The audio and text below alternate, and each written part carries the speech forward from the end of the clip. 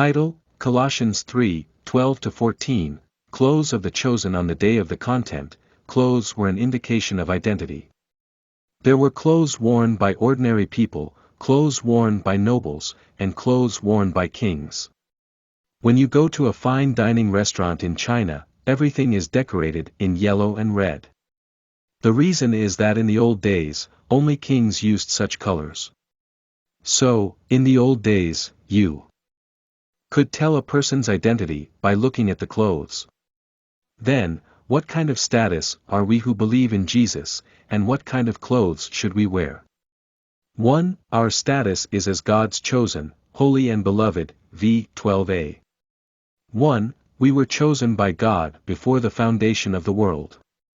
I have no qualifications. A sinner. A man who has no tongue. He chose me entirely by grace. This is the perception of the elect. 2. For the purpose and result of our election, we have been sanctified by God, Ephesians 1:4, Romans 8:29. 3. We have received God's love forever, Romans 5:5. God's election, holiness, love, these are our identity, our reality. What kind of clothes did God give us? What will we wear? 2. The garments we have received are the garments, character, of mercy, kindness, humility, gentleness, and patience, verse 12. 1. Mercy and mercy, Hebrew, liam, is a woman's womb. 2. Humility, Philippians 2:3, William Carey. Born in 1761. I, a sinful, weak and incompetent worm, have slept here, leaning on your mercy's hand.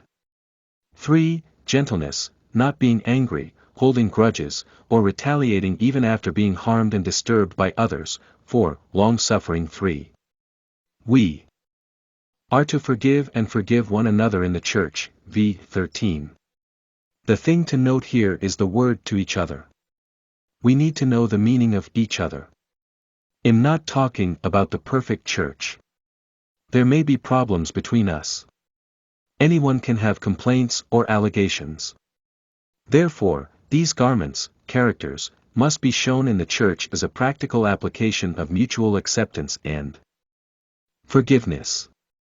Paul emphasizes the reason again. As the Lord has forgiven you, so also ye. 1. We must tolerate one another with humility, gentleness, and long-suffering. 2. We must forgive each other with compassion and mercy. 4. Conclusively, we must be bound whole with the bond of love, v. We have been loved. So we can and should show that love.